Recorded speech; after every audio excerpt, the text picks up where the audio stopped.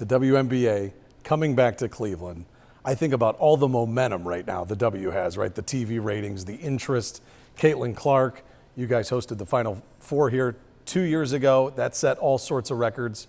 Is that kind of what made you guys want to really get behind this? The Women's Final Four in 2024, when we hosted it with the Greater Cleveland Sports Commission, was absolutely validation that we were headed down the right path. And coming out of that, we quickly poured even more into our bid and even more into our interest in getting back into the WNBA. And so that was, once again, was validation, but we were already pretty far down the path of saying, hey, we need a women's professional team in our portfolio of sports and entertainment assets. And we were very optimistic about the WNBA. And so we were very thankful when they reciprocated our interest and the confidence to give Cleveland the first bid. I know you weren't here, but I'm wondering, is there anything you guys can take from the first go around when they were here from 1997 to 2003, or is the WNBA in such a different spot now that you really can't? We're more focused on what we can create as we go forward, and I think that's the way you need to approach these things, is with what everything that's in front of you, not anything that's behind you.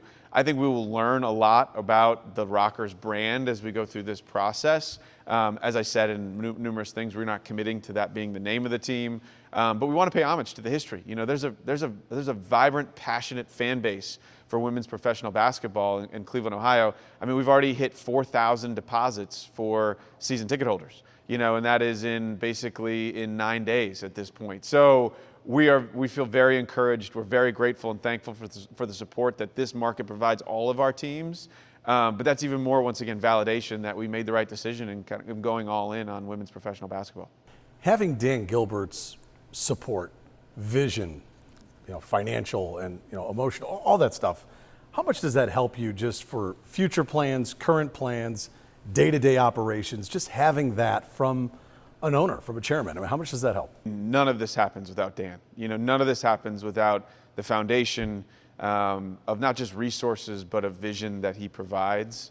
There's not a greater owner, in my opinion. There's nobody I would rather work for in the world. I think Dan is like a second father to me in a lot of ways, and he's taught us so much around how to think big and how that we can create our own opportunities right here in our own backyard. It's just about how big we can dream. At the Cleveland Clinic Global Peak Performance Center, this is where the Cavaliers are going to have their new practice facility, 210,000 square feet, set to open in 2027. What excites you about this?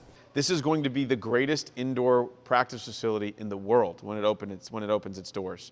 And so let that soak in for a second, right? The greatest in the world. I mean, we went to Manchester, England. We've been across the world studying these things. This thing is going to be second to none. As an organization, how do you guys view this past season? Look, it stings to get eliminated. Let's be very honest. It stung us all to our core. That's okay. That's natural. That's how it should feel when you aren't hosting the Larry O'Brien Trophy.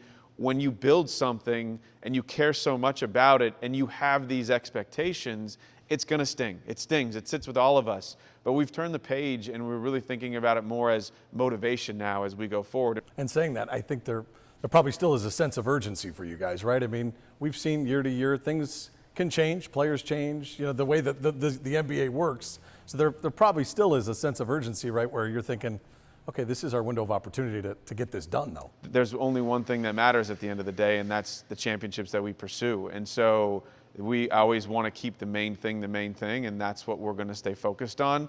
That's the expectation of working for Rock Entertainment Group, working for the Cleveland Cavaliers or the Cleveland Monsters or the Cleveland Charge. We pursue championships. And so with that pursuit, when you bet big, sometimes you win big and sometimes you lose big, and you got to be willing to roll up your sleeves and continue to work even harder to aspire for new heights. All right, tell us about Cosm. I've been dying to ask you about this. It's coming to Cleveland. This seems just like such a unique experience for a sports fan or entertainment looker. I mean, just what is this all about? I will tell you, it is a world-class venue. It's a shared reality experience. It's an immersive reality experience that is like nothing you've ever seen before. I mean, it is like sitting courtside at an NBA game for a fraction of the price. It's sitting fieldside at an NFL game for a fraction of the price. And I think the great part about Cosm from our perspective is one, it creates a ton of activity 365 days out of the year. So once again, creating economic impact, bringing people downtown, making sure that we have a constant heartbeat of flow of people. You know, we can host 3 events in a day at Cosm. It has a versatility to it that an arena of this size and magnitude doesn't.